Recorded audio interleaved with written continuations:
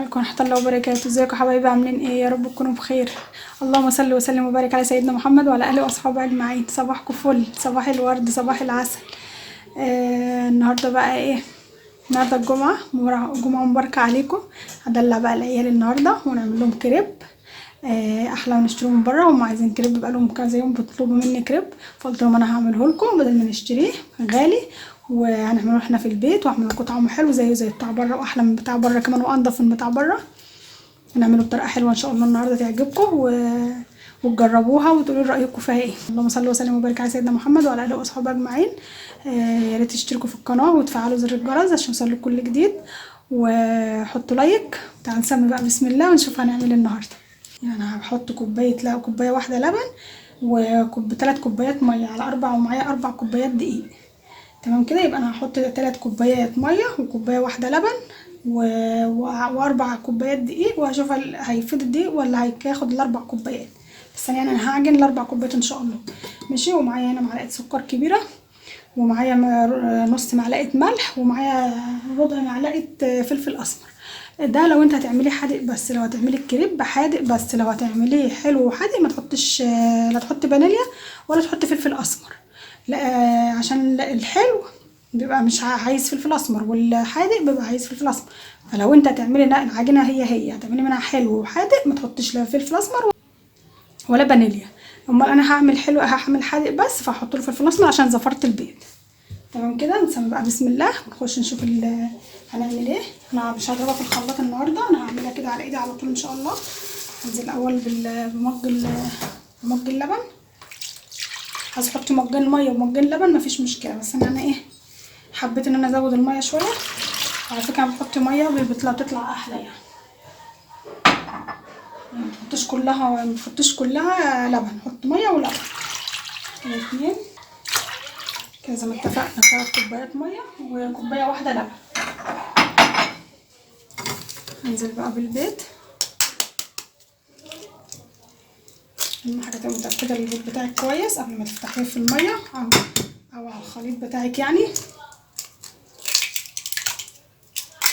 نعمله احنا كريب حلو كده من البيت، عشان ما نشتريش حاجه من بره، نعمل كل حاجه في البيت. هنزل بقى بالفلفل الاسمر والملح والسكر كده حلو بقى. عايزه تعمليه في خلاط مفيش مشكله، عايزه تعمليه في الكبه مفيش مشكله، في المضرب الكهرباء مفيش مشكله، سهل خالص. بصي مفيش فيه اي حاجه. بس انت لو هتعمليه بالمضرب ده هتصفيه، يعني لو انت هتعمليه زي ما انا بعمل كده هتصفي. متنزليش بالخليط كله مره واحده، يعني ايه، واحده واحده كده. لو عايز اقللك كميه تحطي كوبايه واحده ميه وكوبايه واحده دقيق، وتحطي عليهم حبايه واحده بيضه واحده بس. وتجربي كده واعملي شوفي هتاخد منك كوبايه وربع دقيق ولا كوبايه ونص دقيق. حبه صغيرين، مش هحطهم كلهم. انا عايزه الخليط بتاعي يبقى سايب كده، يبقى حلو، يبقى اخف من الكيكه كمان. الحشوات بقى اللي انت حباها، بس هي مبتاخدش حاجه، في ثانيه بتقلبيها كل المكونات على بعضها وخلاص. احنا اول حاجه بنعمل عجينه الكريب ونريحها في التلاجة نص ساعه. يعني اول حاجه ببدا بيها العجينه. اصفيها بقى.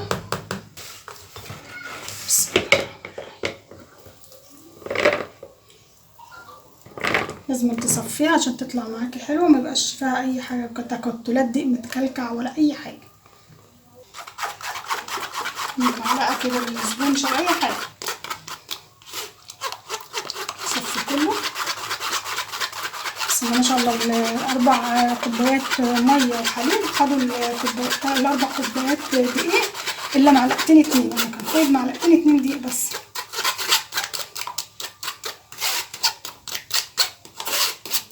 زي ما قلت بس مكلكع، في حاجات مكلكعه ازاي، فلازم ما تصفيش عشان يطلع معاكي حلو. تعالوا بقى نشوف هنعمل مع بعض ايه. نعمل الفراخ بتاعتنا ونقطع حاجاتنا، يعني نجهز حاجات الكريب، ويكون الكريب استريح نص ساعه في التلاجة.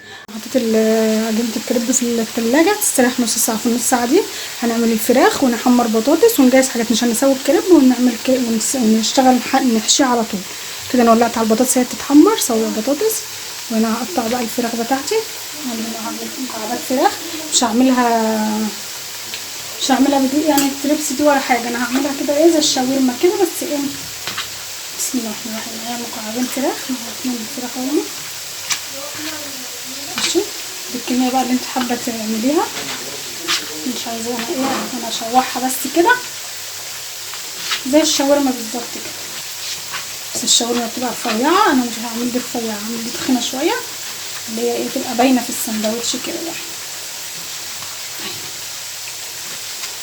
المكعبات عايزه مكعبات كبيره شويه كده. من الشاورما بنعملها رفيعه عن كده شويه. لو عندك بانيه تقدري تعمليه، عايزه تعمليه كده تحمريه كده، تعمليه في دقيق وخليط كده ودقيق وحاجات وتعمليه تحمريه كده، وبعدين تعمليه بقى تقطعيه وتحطيه في السندوتش. ماشي حلو كده. دول نص كيلو.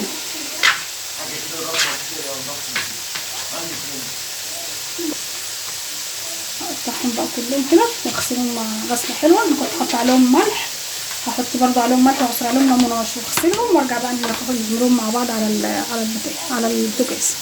بس انا كده غسلتها غسله حلوه. حط حبه فلفل اسمر بقى كده عليها، رشه حبهان،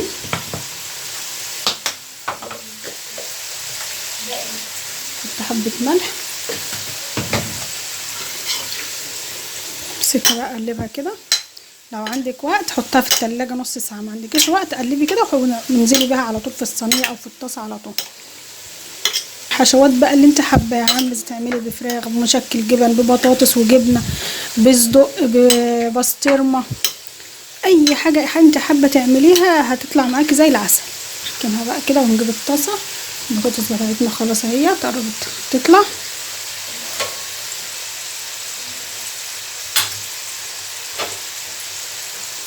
طلع الطاسه قبل كده اهي، طلع طبق قبل كده، طلع الثاني.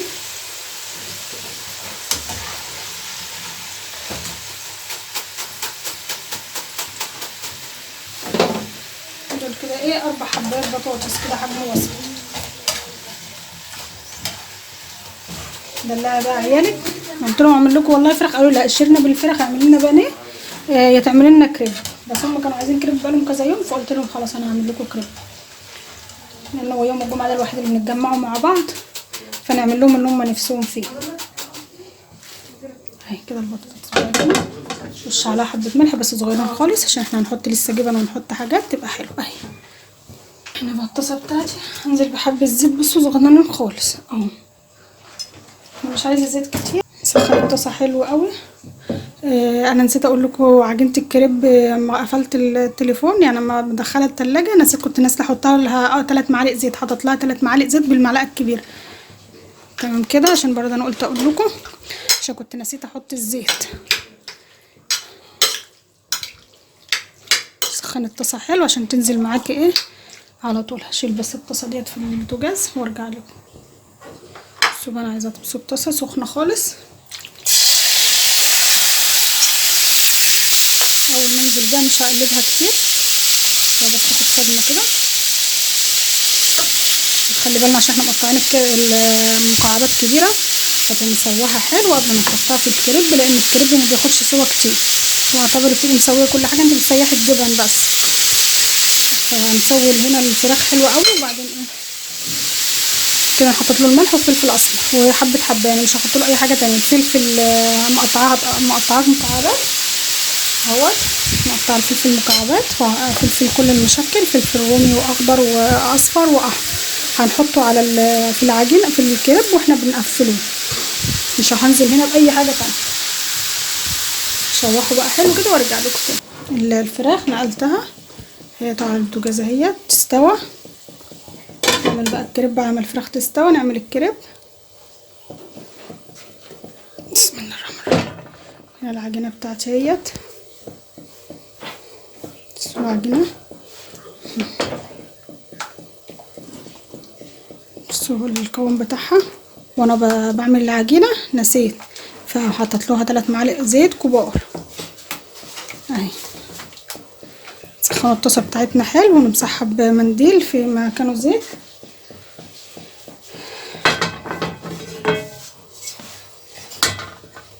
نار هاديه بقى ما تعليش قوي، حبة زيت اهو.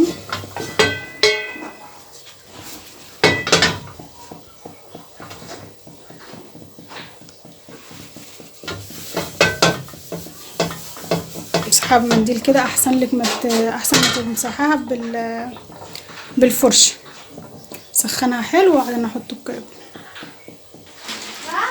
بصوا كده انا سخنت الجريل حلو. بسم الله الرحمن الرحيم.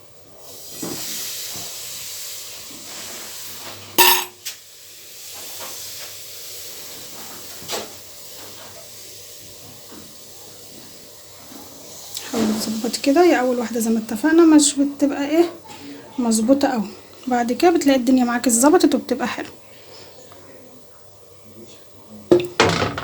متعليش النار قوي ولا تبقى واطيه قوي، خليها النار تبقى وسط كده. بقى كده داير الصينيه كده الحته اللي انت عارفه اللي هي مفيش فيها نار، انت بس كده خلي بالك عشان ايه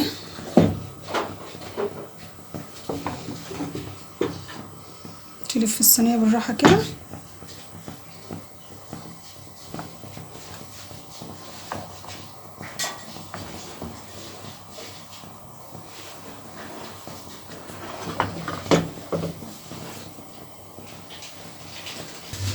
بصوا كده اهي، تأكدي اللي هي استوت. بصي لما تهزها كده تلاقيها بتتحرك من مكانها.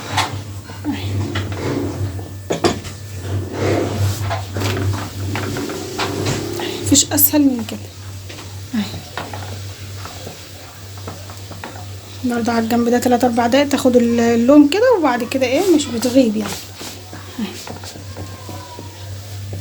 بصوا هي اول مره يعني اول جنب ما بتاخدش لون قوي، بس الجنب التاني بياخد لون بسرعه. بصوا اهو، خليها برضه دقيقه كده تاخد كمان حاجه بسيطه كده تحميصه حلوه. مبحبش اطلعها تبقى بيضه، للكريب بالذات بحب ايه تبقى ايه واخده حاجه بسيطه لون بسيط كده اهي.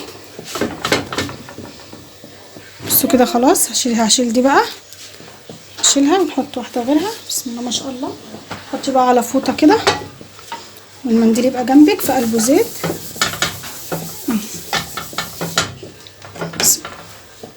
المنديل جنبك كده في طبق، كل ما تيجي تعملي تقلبي.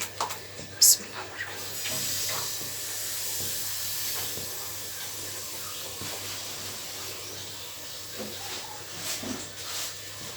الرحيم. ظبطي كده الدنيا.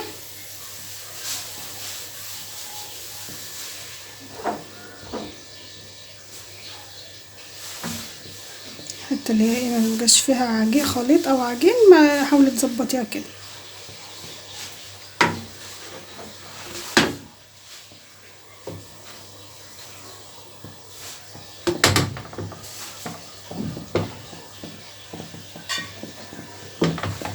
سيبها لما تشمع خالص تنشف خالص، نقلبها على الجنب التاني.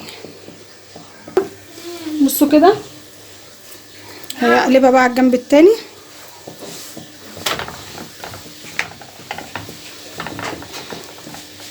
اهي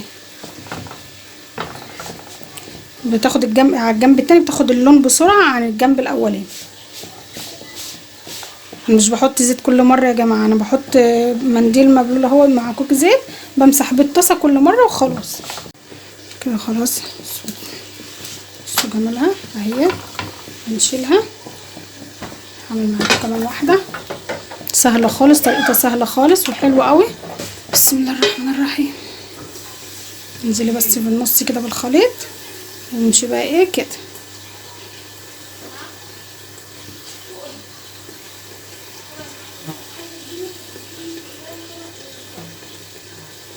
لو حسيت الخليط زياده فضيه، يعني وانت شغاله كده انا حسيت الخليط ياما فضيه في قلب الطبق او الحاجه اللي انت فيها العجين يعني.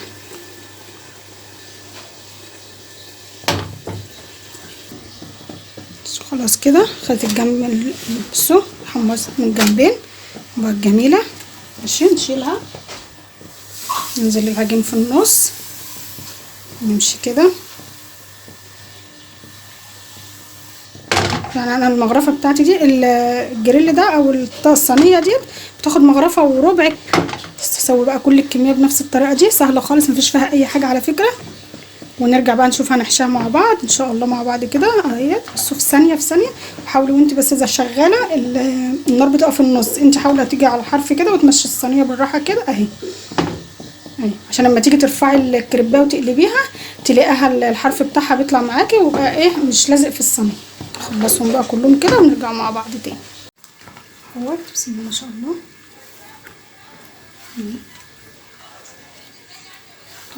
بسم الله ما شاء الله. نحشي مع بعض. وهنا الفراخ بتاعتي، وهنا بقى الجبن والفلفل والحاجه. يلا بقى نحشي مع بعض كده. وهنحشي برضه هنعمل بالبسطرمه برضه معانا، نعمل 3 4 كده بالبسطرمه عشان نحط بالبسطرمه برضه. بسم الله الرحمن الرحيم. حط بقى كاتشب المايونيز الحاجه اللي هم بيحبوها حطها.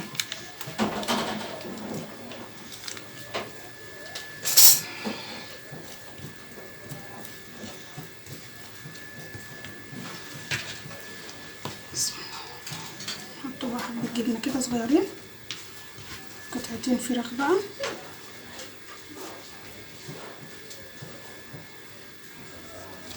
واحدتين بطاطس. حابه بقى تحطوا فلفل في الوقت ده حطي، مش حابه خلاص، بس انا هحط فلفل عشان يبقى ايه القيمه الغذائيه كده حلوه. حابه كده يعني ايه يدوا طعم حلو. الفلفل على فكره بيدي طعم حلو قوي. حطوا بقى الجبن.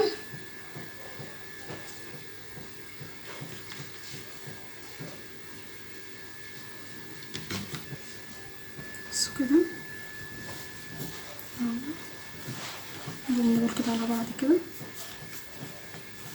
اهو.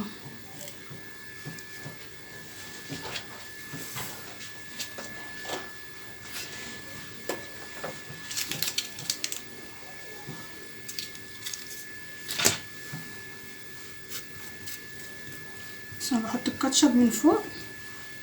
ماشي. نحط بقى قطع الفراخ.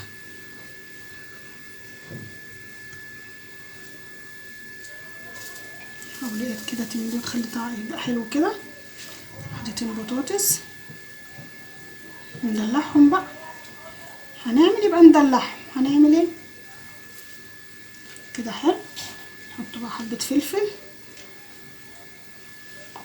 مش حابة تحطي فلفل ما تحطيش. نحط حبة كاتشب الاول. نحط بقى الجبنة.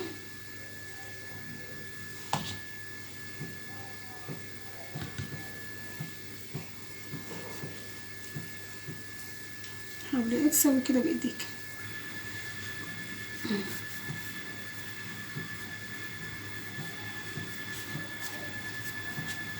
احلى كده، احلى من المحلات اللي بيعملوه في المحلات 100 مره. ايه رايكم؟ ايه رايكم في التحفه ده؟ تعالى بقى نروح على الصاج نشوف هنعمل ايه. نحطهم مع بعض.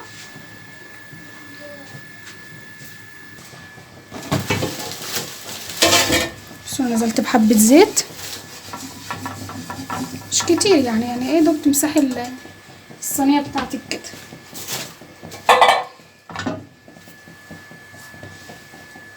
ننزل بقى بالكريب وهو كده القفله دي تبقى من تحت.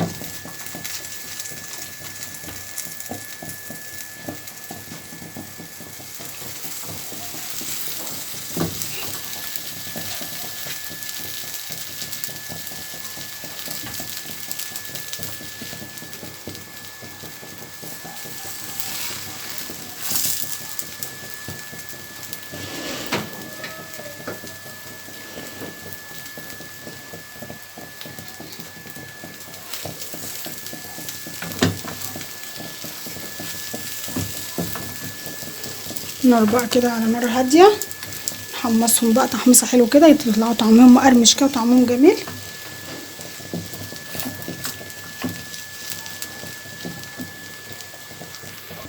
بصوا كده نقلبوا بقى.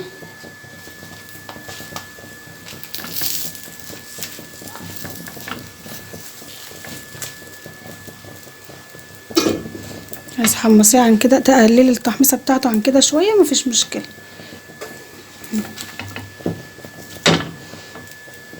وطي النار بس شويه كمان واسويهم بقى.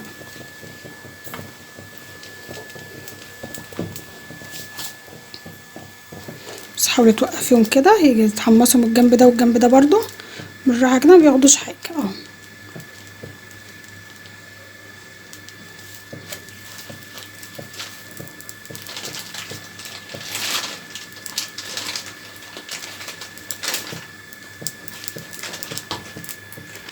بس انا طلعت الدور الاولاني اهوت، حطيته هنا اهوت، وحطيت هنا بقى مسحت الصينيه بزيت، حبه زيت ماشي. وانزل بقى بالدور التاني.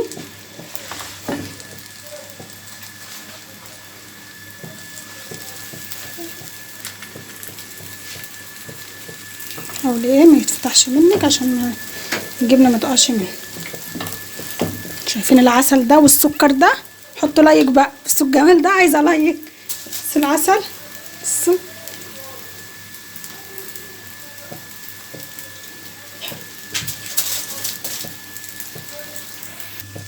بس كده نقلبهم.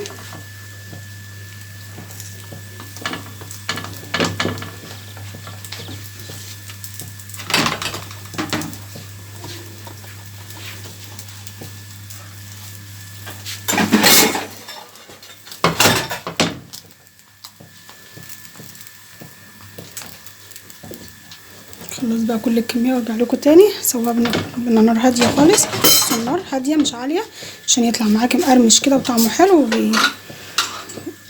جبنه سايحه كده وحلو. رايكم في العسل والتحفه ده؟ بس تحفه، احلى كريم من احلى محل. بصوا مقرمش بقى وتحفه تحفه تحفه. بصوا قلبه، بصوا الجمال، بصوا الجبنه بقى عسل. ايه رايكم في العسل ده؟ حطوا لايك بقى. ده كده بالبسطرمه، ده اللي بالبسطرمه، حطيت فيه بسطرمه اهي، ده بالبسطرمه وده بالفراخ. فاض معايا كمان كميه كمان اهو. بصوا العسل،